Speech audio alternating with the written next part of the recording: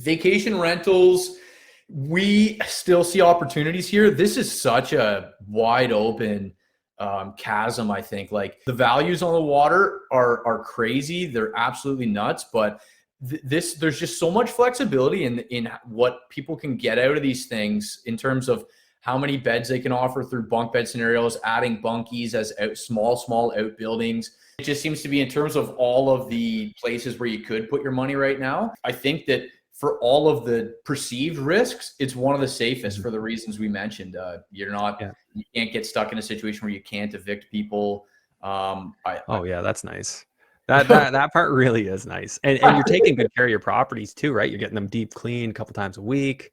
You know, there's a lot of benefits to the vacation rental strategy.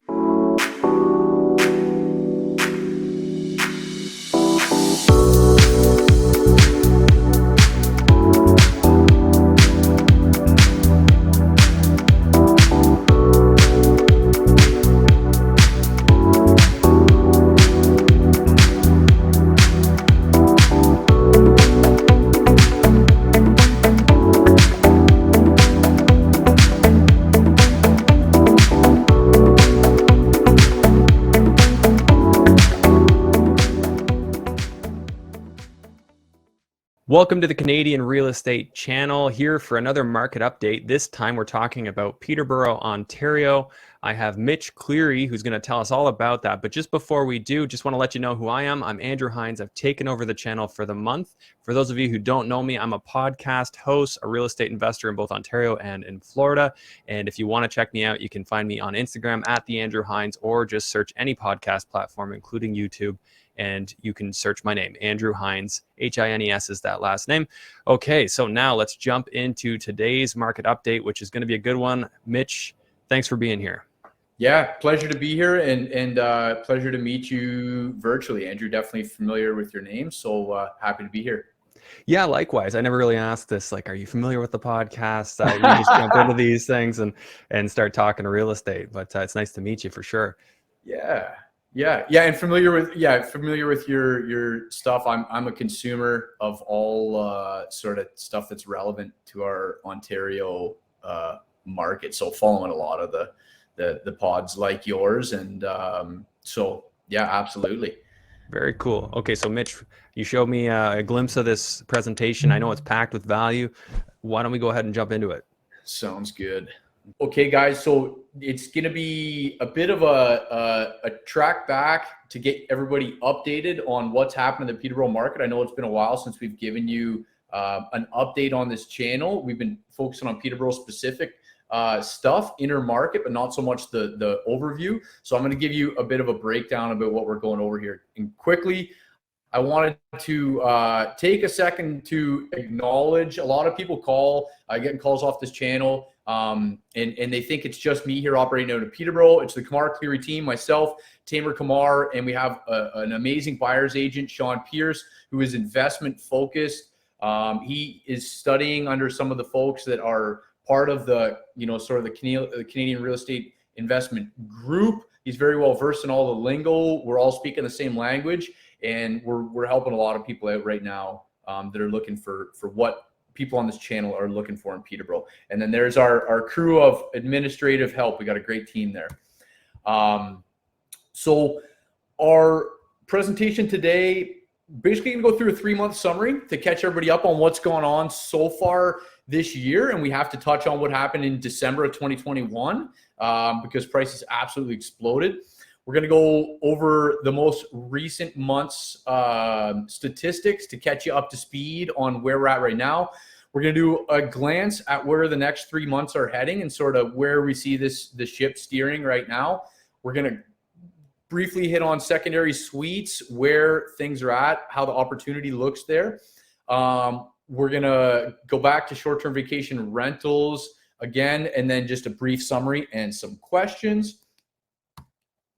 So starting into the statistics here, 2 months of data. The most important thing that I can say right now, current date and time, is that this year, essentially, when we look at the amount of sales that have happened in the first 2 months of the year, the active listings at the end of the month, the amount of new listings coming on, so far this year is for all intents and purposes a carbon copy of last year. April and May of last year, we saw a big flush of inventory come on, and people who were targeting stuff in the investment space, obviously all buyers were seeking deals, but specifically sort of in the secondary suite atmosphere, we did see stuff sell in those 2 months, April and May, that was, you know, $30,000-$40,000 less than it was in the winter months. We're expecting to see that again this year because we're already seeing those trends start to grab hold, where there is more listings coming on more rapidly. The sentiment is wobbling a little bit, and some of the bidding wars are starting to get diluted where there's a higher volume of listings coming on. Now, that being said, I got to give some context and frame this within where we're standing in the entire big picture, because when we go back 3 months ago, people who have been watching the prices here, things absolutely exploded in the late stages of 2021 and early 2022. So when you look at the year to date last year, where we were, $575 average price in Peterborough, the average price this year, $769. We're up $200,000 on the year-over-year basis. And prices from November 2021 to December 2021 and into the start of January went up almost 20%. So we saw absolutely massive price spikes in that really tight inventory environment of the winter. And now we're seeing a lot of fatigue, and we're sensing that the market is starting to shift right now, like in these weeks right here. So I'm going to show you right here, days of inventory in January, even though it actually went down in February, so far in March, like I'm saying, anecdotally, we know that it's picking up and it feels like the trend is reversing rather quickly. Jumping over to the county, a similar story when you look at how close these numbers are. New listings, 141 to 146. Active at the end of the month, 52 to 69. Now this number is quite low, but they're still not too far off when we look at sales, 112, 115. Average prices up on the year-to-date basis, close to $100,000. So the county numbers haven't jumped quite as much as the city did on a year-over-year basis. So for everybody watching the waterfront market and the Airbnb vacation rental property stuff, this market is acting a little bit different right now than in the city. Days of inventory, we are a little bit over the 1 month there, but it's still extremely low. And activity is going to pick up here, but it's very difficult to say if over the next few months there's going to be as much opportunity here as there will in the city, because buyers are actively ready to jump into this space as soon as this the spring inventory comes on and people can actually see the waterfront they're going to buy. So 3-month projections here.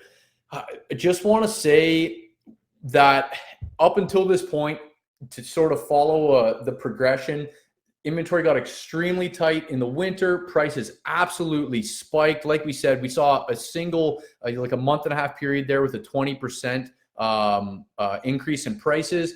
January to February, the inventory still stayed tight. We're seeing it change rather quickly. We're talking to a lot of agents all over Ontario. We know that bidding wars are starting to get diluted. Listings are coming on at a quicker pace than they have so far in 2022. If things follow the seasonal projections of the last couple of years, we know that each time that this happens, buyers are sort of getting worried. Have we reached the current peak? Are things cooling off? Should I wait? And right when all this inventory comes on, the last couple of years, we've seen this wait and see approach from the buyers. And there is a window where deals are there to be had.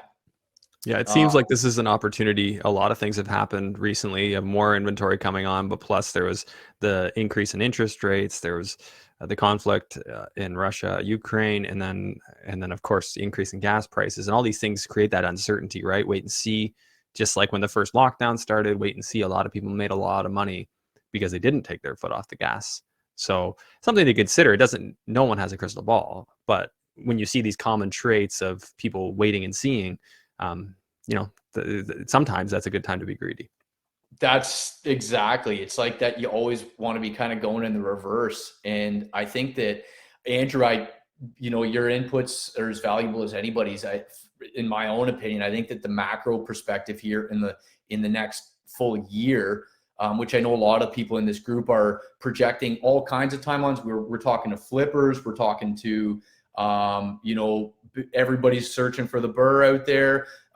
So a lot of them want to know what's going to happen in the next 6 months. But I think that in the next year, it's hard to make an argument that we're not still in a really good atmosphere in terms of massive immigration.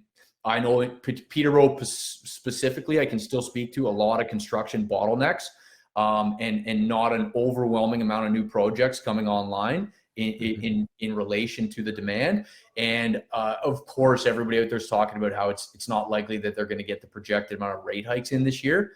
Yeah, it's tough to imagine what kind of things would have to happen to keep real estate prices down for an extended period of time. Like, sure, you can have dips, and we expect that. We should expect that.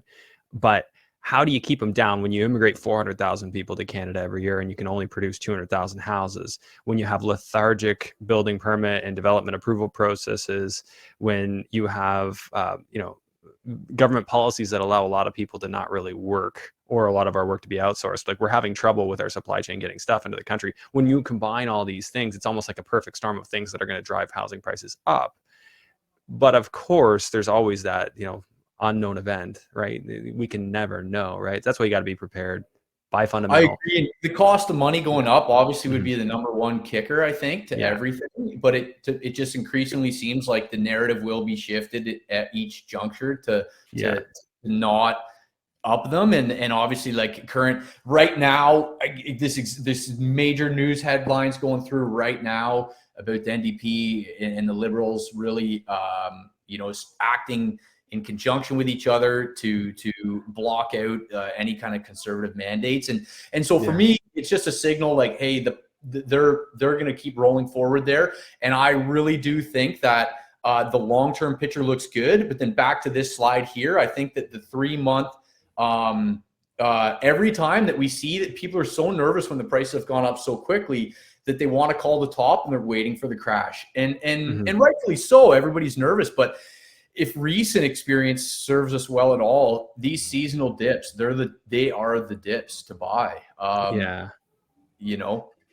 I mean, again, tough to say, but I think the buying fundamentally and then watching these trends and always trying to buy the dip. If you're committed to buying in a certain market, why wouldn't you want to be buying that time of year? Exactly. So we're really excited to watch how the volume of new listings that come on over the next couple of months. And we know ourselves, we have a ton of them in the pipeline. And on the sentiment front, like we do have calls coming in all the time right now from current owners of income properties that bought a decade ago, and they're looking to get rid of one or two, like taking profits, so to speak, in terms of a portfolio holdings. Like they're not dumping, they're not getting rid of everything, but people are looking to take profits now when they're saying, okay, you're talking about some baby boomers for their portfolios towards the end of its maturity. And if they don't have someone going to take it over, they're okay, I'm moving on to retirement. I'm not in a growth oriented phase. A lot of people are very happy with the price spikes that have happened over the last 3 months. They've seen enough. They're happy to cash out on a few. So we're getting a lot of people looking to head to the hills right now. And say they have a 10 property portfolio, they're happy to sell 3 or 4 right now. So they all want on right now. So we see a really big flush coming through, and we're going to be excited to jump on these places with our buyers. Nice. So I'll jump on that note, secondary suites. There has been, of course, we've talked about this a couple times over on this channel. I mean, hey, when prices go up $150K in a month and a half, it changes the fundamentals on these things. And a lot of times now people used to be coming through looking in Peterborough to do secondary suite deals with a total budget, in the 6 range.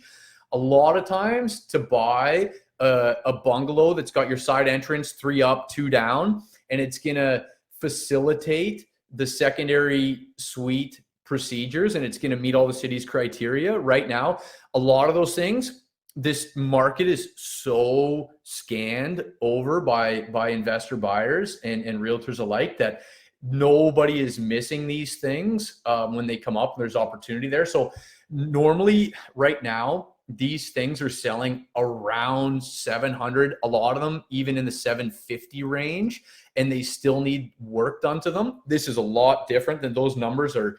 If we were talking 4 or 5 months ago, you were still finding them in the sixes. Now, I will say we are, of course, we're linked in with a lot of wholesalers in the area. We're constantly talking to people on the ground. They know we're looking for this stuff. So the key right here, be ready to close quick. Cannot emphasize enough to anybody coming through. If you want to get on board and do a secondary suite, we can definitely help you. But having your cash mobilized and being able to make decisions quickly, if real deals are out there, they're rarely something that can be deliberated about. It's normally the action has to be so fast. You know, when we have off-market deals come around, or when we have people looking to onboard listings through us and they don't necessarily want to hit the market, they definitely do not want to get caught in something with a financing condition and waiting when they could be getting on the market right now. So I can't emphasize quickly enough, if you don't have your financing sorted out, you're not getting any of the deals are so few and far between that being ready to turn on a dime is utmost priority. And I'll chime in on and add to that, because this is a theme for the other updates, obviously too, similar idea in what's happening in the market. If there is a coming opportunity, everybody's looking for it. So, so you as an investor need to be prepared. You need to know what you'll do if unexpected repairs come up. What if the furnace doesn't work? These are, you know, part of the reasons you get a home inspection. Well, now you just need to have a home deficiency budget. Almost, you know, because you can't necessarily know everything, but you can develop a keen eye, a keen investor's eye to know problems that might arise when you walk through a house, assuming you even get to walk through it. You know, I'm sure there are some people that are making offers without. So these are things to keep in mind. These are people you're competing with. But then, of course, the financing side, what do you have in reserves? Do you have access to a good broker that can get you private money if it comes down to it? Do you have a plan A, B, and C to close? You know, these are things that savvy investors develop. And if you're serious, you'll develop yourself into a savvy investor. I think that's really what it comes down to perform in a market like this.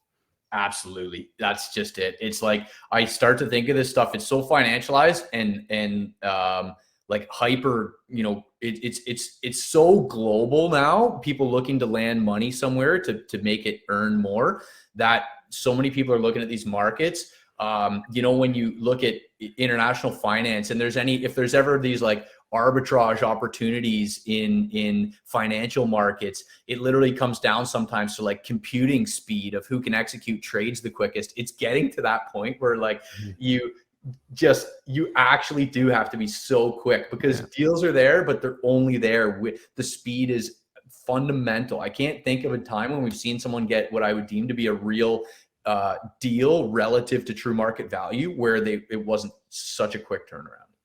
Right. Yeah. Just being able to act quickly. Right. That's the decision, right? You want to play in this market. These are kind of becoming terms. Otherwise, go to a different market that doesn't require that. Right. Absolutely. And so the last point, just to not go too long on it, is that nowadays, if you want to execute on a secondary suite, you're probably going to have a total budget. You're going to be looking to purchase over 600 for sure, probably closer to 700, and you're going to need a further budget for renovations in the ballpark of 50 to 100K to properly permit and execute on that suite. Vacation rentals, we still see opportunities here. This is such a wide open chasm. I think like the values on the water are crazy. They're absolutely nuts, but there's just so much flexibility in what people can get out of these things in terms of how many beds they can offer through bunk bed scenarios, adding bunkies as small outbuildings. Some of the places people are packing beds in is crazy. And the off-water opportunities where you can be deeded water access or on the river instead of on the waterfront proper. And the way that you can attack it from like a mid-range rental perspective over the winter. And we still have snowmobile trails here in the winter. There's still a lot of amenities that people can access. cross-country skiing in these areas. And so you can really squeeze a lot out of these things full year. And to be fully upfront, we have only helped a handful of people on these so far, but I'm really trying to focus in on making this something that we focus on this year, because I just see it as a wide open book still, because so many people stray away because of the active management component and the turnover on the bookings, the amount of people they have to have through, and the cleaning, and some of the things that are different than the long-term rental.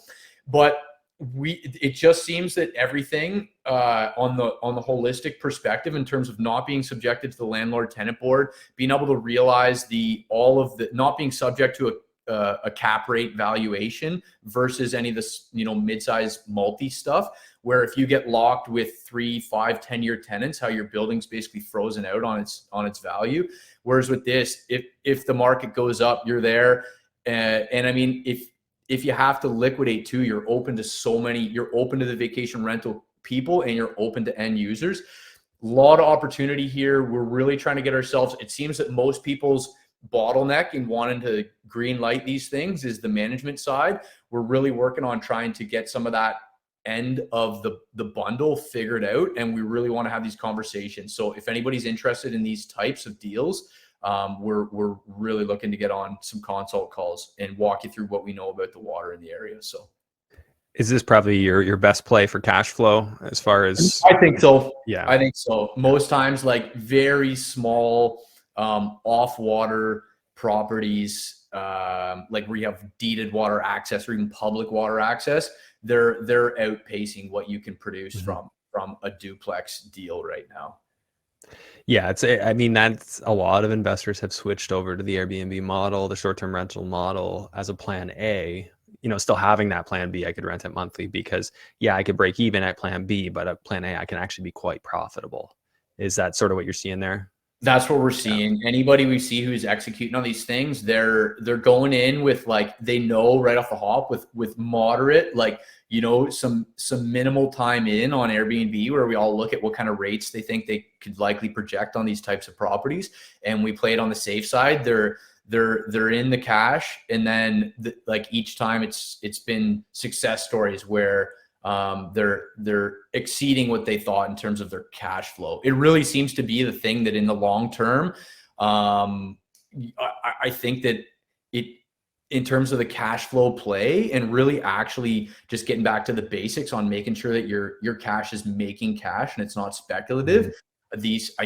I don't know. What do you think, Andrew, on the long term? Like, what are the downside risks that could hinder, aside from interest rate fluctuations? Is there any that, because I'm asking myself these questions, and we're asking people, like, what is the worst case scenario on a vacation rental property right now in the 5-year perspective? There's always the tax risk. I think if you haven't spoken with your accountant, you don't want to turn your residential unit that say it was built 5 years ago and HST was paid on it. You don't want to turn it to commercial use and then go back to residential later and have HST due on it again, the entire value of the house. So that's something to consider. Just make sure that you've spoken with your accountant before you run that business, so you set it up in a way that's good. I mean, I think the regulation of Airbnbs is the other risk. People who go in with that solely being their plan A, and then they come in and they regulate these and they say minimum stay a week or whatever they might do, like the city of Toronto did. That's probably your second biggest risk, or your first biggest if you've tackled the tax issue. But other than that, I mean, the management, there's so many people showing you how to do it and doing it well. That part I don't really see as a risk. That's just a part to educate yourself on. Of course, education mitigates risk. So if you don't do the work, then yes, you're taking obviously more risks. But that's the nature of investing, right? Like, it's all about how much we mitigate our risks by educating ourselves and taking action. Totally. I think, like, from the demand side, like you said, if things get regulated out, if there's any hiccups, say Airbnb ups their commissions, you name it. I mean, people for a long time before Airbnb was around, there was still a thriving vacation rental market in the Kawartha Lakes. And people were just using the previous methodologies, Kijiji, Facebook, private websites, word of mouth. And people were still getting it done. It's just much more efficient now. But I mean, during, of course, a lot of these rates boomed up during COVID when people couldn't travel at the same rate. What do you think there's any risk there of the vacation rental bookings dropping over the next few years on account of people having more options in terms of what they can do for recreation? Yeah, that's a good question, right? Because Ontario sort of got its surge in demand for cottage country and all this stuff because of the border closures and things like that, lockdowns. So is that going to change? My feeling is no, and I just bought a trailer park, so I have an invested interest in hopefully being right about that. I think that Ontario has been reinvigorated in terms of people really liking to explore what we have to offer. And there's the other part that I think, I've said this before, don't be a commodity. If you have rentals, make sure that you market yours better than your competition markets it. You make it more distinct, more unique. I've always done this with my rental properties. I think that that's the way that even if there is a slight shift, as you're saying, you've mitigated that risk. You've set yourself apart to be slightly better, so that you're gonna rent potentially over your neighbor, and that way you kind of keep things moving forward. So as long as you're prepared to run it like a business and not treat your property like a commodity, I think that you should be okay. But again, no one's got that crystal ball, but that's my feel anyway. Totally. I agree. And it just seems to be, in terms of all of the places where you could put your money right now, I think that for all of the perceived risks, it's one of the safest for the reasons we mentioned. You can't get stuck in a situation where you can't evict people. Yeah, that's nice. That part really is nice. And you're taking good care of your properties too, right? You're getting them deep clean a couple times a week.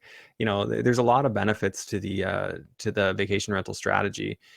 I wanted to ask, and maybe this is the angle, but if you had to break it down to one or two, top things people should be doing right now, knowing that there likely is a little bit of a dip coming, maybe a little bit of an opportunity. We've already sort of talked about some of it, but do you want to just recap top one or two things people should be doing to be ready to take advantage of the opportunity that's coming up right now? Yeah. So on the topic of being prepared, like I think that the opportunities are coming in the next few weeks and could be ongoing for a few months here. And the best thing to do, obviously, is if you guys reach out, give us a call. We like to chat right up front about what a lot of times people come in with a notion about what they want to buy or what their strategy is. And within a 30-minute talk, we've totally molded what they thought they were. We talk about like what their timeline is, what their cash situation is, what their financing is, what their experience level is.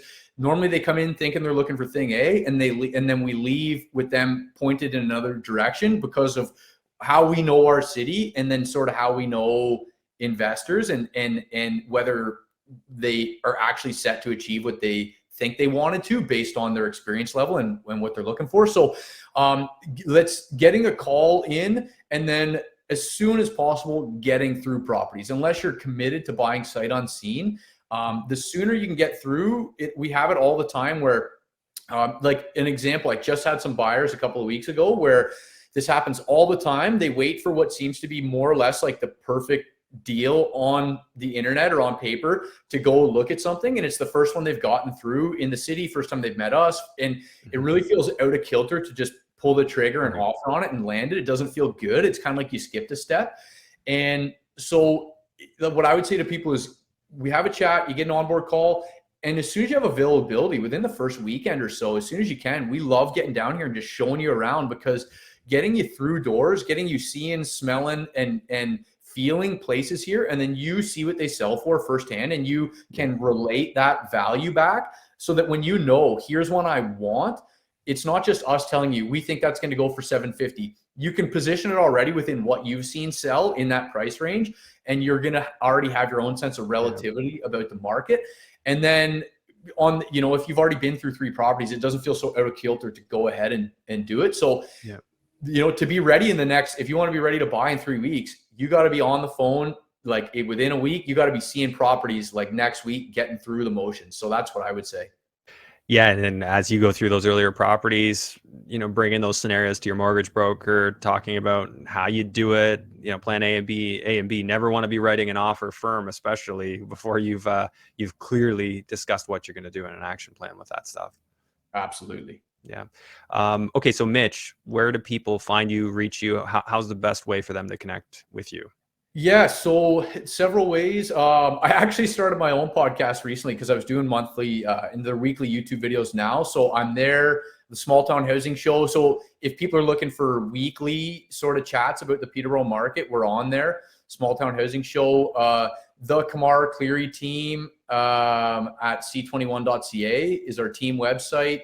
My email is mitch.cleary@c21.ca. So normally, if anybody comes through there, shoot me a quick line about what you're looking for, and the girls will get us all set up on a call. And then obviously I'm on Instagram at Mitch Cleary Real Estate. And then if you just in YouTube search any of the Peterborough stuff, we're on there. Okay, yeah, very cool. And it's smart that you have that update for a small town. You're probably the only podcast dedicated to Peterborough market, right? Like For sure. that's handy. That's handy. Good content strategy. Okay, well, Mitch, thanks so much for this. That's obviously value packed, and I'm sure everybody watching got a lot out of that. Thanks to everyone who's tuned in. This is obviously a lot of fun for me to do. Thanks for having me on as guest host. And once again, if you want to reach me or find me at the Andrew Hines on Instagram or any of the podcast platforms, just search my name. Thanks again, Mitch. Thanks to all of you, and we'll see you on the next update. Awesome. Thanks, Andrew.